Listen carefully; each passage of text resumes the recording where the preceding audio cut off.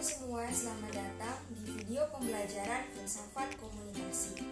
Pertama-tama perkenalkan, saya Yusufina Kristina, mahasiswi program studi Ilmu Komunikasi, konsentrasi Public Relation, kelas A semester 5, Universitas Nusa Cendana Kupang. Dalam video kali ini, saya akan membahas dua topik. Yang pertama tentang kebebasan dan tanggung jawab muatan pesan, dan yang kedua tentang manusia sebagai pelaku komunikasi.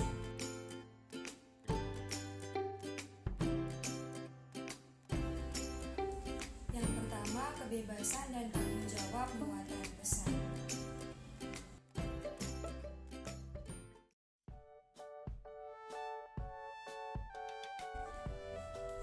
Kontradiksi kebebasan dan tanggung jawab muatan pesan. Arus reformasi pada tahun 1998 berimbas pada mudahnya menerbitkan media massa cetak. Ada beberapa aspek dari media massa cetak yang membuat dirinya penting sehingga menyambungkan karya dan ide melalui media massa. Yaitu yang pertama, daya jangkauannya yang amat luas dalam menyebarluaskan informasi. Yang kedua, kemampuan media untuk melipat gandakan pesan yang luar biasa. Yang ketiga, setiap media massa dapat mewacanakan sebuah ide atau karya sesuai pandangannya masing-masing. Dan yang keempat, dengan fungsi penetapan agenda yang dimilikinya, media massa memiliki kesempatan yang luas untuk memberikan ide atau karya kita. Kebebasan dan tanggung jawab muatan pesan sebagai etika komunikasi kadangkala masih bersifat kontradiktif dalam implementasinya. Padahal kedua norma tersebut tidaklah bersifat kontradiktif dan karenanya salah satu harus dipilih untuk kemudian meninggalkan yang lainnya. Akan tetapi lebih sebagai sinkronisasi. Dengan kata lain, kebebasan bukanlah lawan dari tanggung jawab. Begitu sebaliknya, seseorang tidak akan kehilangan kebebasan hanya karena ia menerapkan tanggung jawab. Pengertian kebebasan. Dalam filsafat, pengertian kebebasan adalah kemampuan manusia untuk menentukan dirinya sendiri. Kebebasan lebih bermakna positif dan ia ada sebagai konsekuensi dari adanya potensi manusia untuk dapat berpikir dan berkehendak. Sudah menjadi kodrat manusia untuk menjadi makhluk yang memiliki kebebasan, bebas untuk berpikir, berkehendak, dan berbuat. Aristoteles sendiri mengatakan bahwa manusia adalah makhluk yang berakal budi, yang memiliki 3 jiwa, yakni yang pertama anima vegetativa atau disebut roh vegetatif. Anima ini juga dimiliki tumbuh-tumbuhan dengan fungsi untuk makan, tumbuh, dan berkembang biak. Yang kedua anima sensitiva, yaitu jiwa untuk merasa, sehingga manusia punya naluri nafsu, mampu mengamati, bergerak, dan bertindak. Yang ketiga, anima intelektiva, yakni jiwa intelek. Jiwa ini tidak ada pada binatang dan tumbuh-tumbuhan. Anima intelektiva memungkinkan manusia untuk berpikir, berkehendak, dan berbuat.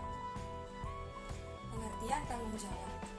Dalam filsafat, pengertian tanggung jawab adalah kemampuan manusia yang menyadari bahwa seluruh tindakannya selalu mempunyai konsekuensi. Perbuatan tidak bertanggung jawab adalah perbuatan yang didasarkan pada pengetahuan dan kesadaran yang seharusnya dilakukan tapi tidak dilakukan juga.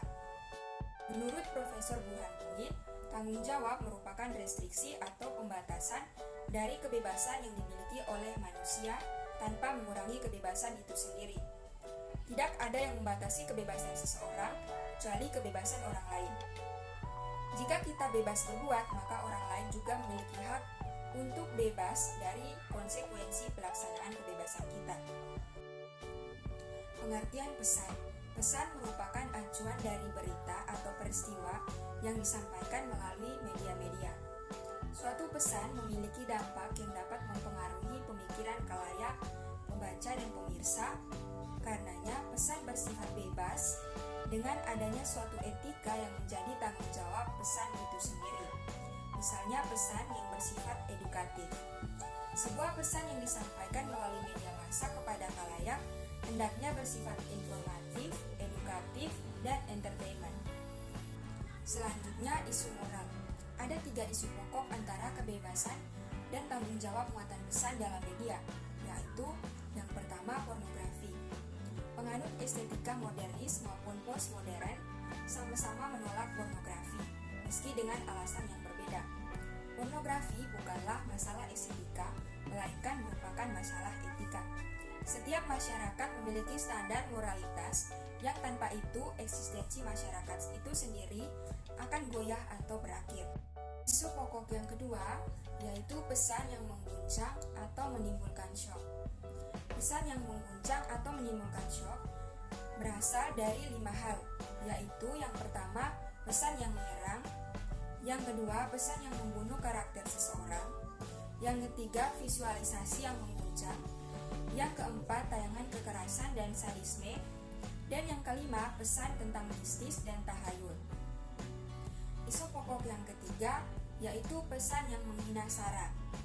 Pesan yang menerima SARA misalnya adalah kartun Nabi Muhammad yang beberapa waktu lama mengguncang dunia. Selain itu, dalam film Da Vinci Code, The Last Temptation of Christ, dan Ten Commandments. Selanjutnya mencari batasan moral.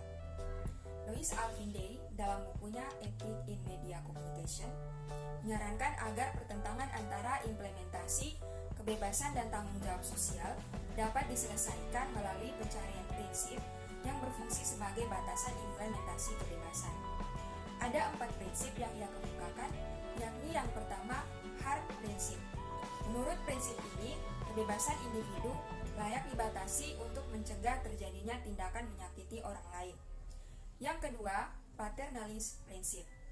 Menurut prinsip ini, media sangat berpengaruh terhadap masyarakat. Yang ketiga, moralist prinsip. Menurut prinsip ini, baik tidaknya moral ditentukan oleh masyarakat, bukan oleh individu.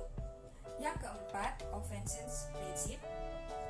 Menurut prinsip ini, penyampaian pesan tidak boleh menimbulkan rasa malu, kegelisahan, dan kebingungan bagi orang lain. Selanjutnya, tanggung jawab sosial media.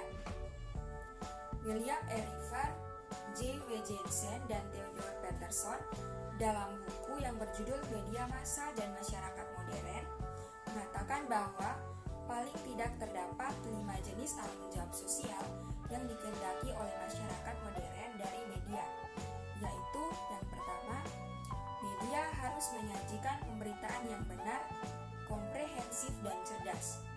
Media dituntut untuk selalu akurat dan tidak berbohong. Yang kedua, media harus berperan sebagai forum pertukaran pendapat, komentar, dan kritik. Yang ketiga, media harus menjanjikan gambaran khas dari setiap kelompok masyarakat. Tujuannya adalah untuk menghindari terjadinya konflik sosial di masyarakat terkait dengan isi berita yang disajikan. Yang keempat, media harus selalu menyajikan dan menjelaskan tujuan dan nilai-nilai masyarakat. Yang kelima, media harus membuka akses ke berbagai sumber informasi. Yang kedua, manusia sebagai pelaku komunikasi. Selanjutnya, manusia sebagai pelaku komunikasi. Komunikasi merupakan suatu proses penyampaian pesan dari komunikator kepada komunikan. Proses komunikasi yang terjadi berlangsung secara mekanistis dan psikologis. Yang pertama, konsep manusia. Menurut Kamus Besar Bahasa Indonesia, manusia berarti makhluk yang berakal budi atau mampu menguasai makhluk lain.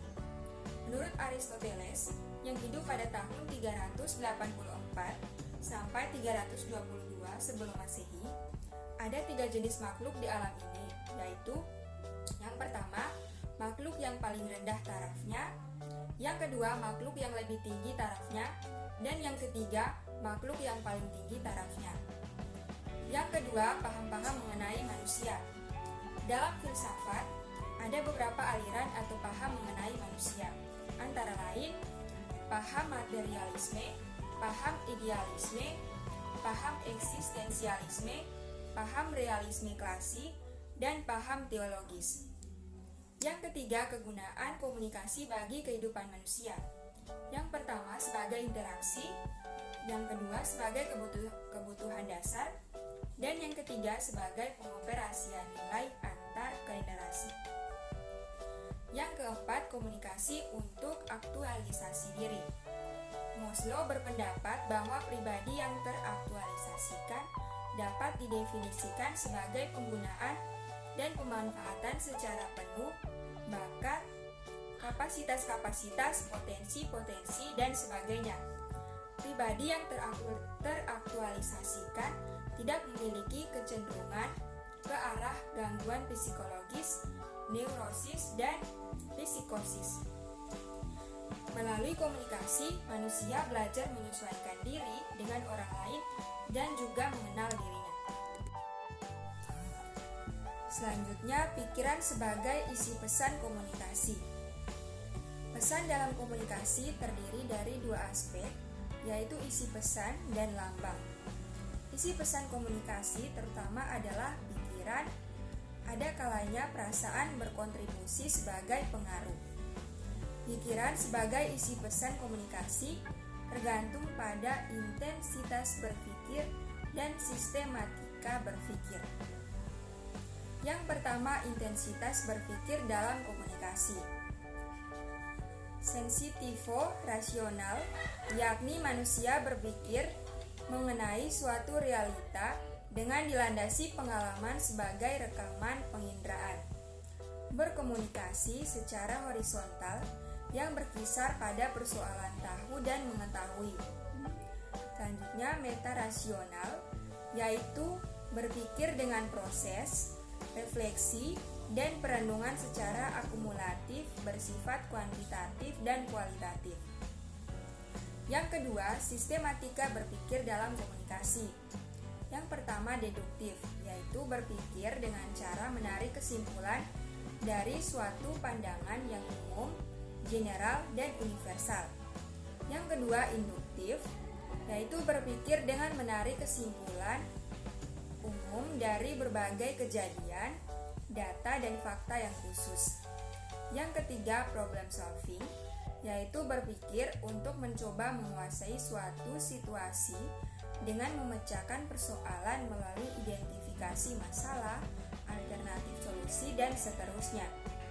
Yang keempat, kausatif, yaitu berpikir dengan membentuk peristiwa mendatang dan prestasi daripada menunggu nasib yang menimpa dengan menyiapkan antisipasi. Yang kelima, kreatif, yaitu tingkatan berpikir yang tinggi, kesanggupan manusia untuk menciptakan ide baru yang bermanfaat. Yang keenam, filsafati, yaitu perenungan dengan meragukan segala sesuatu, mengajukan pertanyaan, menghubungkan gagasan satu dengan lainnya, menanyakan mengapa, mencari jawabannya, dan kemudian menguji kembali jawabannya. Selanjutnya, telaah filsafat terhadap teknologi. Seluruh ilmu dan pengetahuan manusia hakikatnya berasal dari filsafat. Filsafat melandasi ilmu komunikasi dari domain etos, patos, dan logos dari teori Aristoteles dan Plato. Sedangkan teknologi berupa alat komunikasi untuk memudahkan kehidupan manusia. Alat ini dibuat dengan inovasi-inovasi yang dilakukan ahli teknologi sesuai dengan perkembangan zaman. Teknologi informasi komunikasi mempunyai manfaat ditinjau dari 7 unsur kebudayaan. Dalam hal informasi, filsafat membantu memberikan pengetahuan sebagai berikut. Yang pertama, kajian aspek epistemologi. Dalam berita, hal terpenting adalah fakta. Secara epistemologi, cara memperoleh fakta ilmiah menjadi landasan filosofis sebuah berita infotainment yang akan ditampilkan berdasarkan perencanaan yang matang, mapan, sistematis, dan logis. Yang kedua, kajian aspek ontologis. Dalam kajian berita, bahwa secara ontologis tertuju pada keberadaan berita tersebut dalam ruang publik. Dan yang ketiga, kajian aspek aksiologis. Dalam kajian aksiologis, Penggunaan berita, misalnya berita infotainment, dititik beratkan kepada hiburan.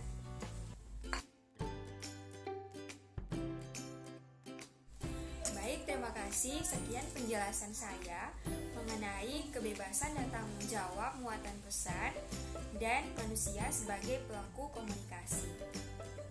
Sampai jumpa di video-video selanjutnya.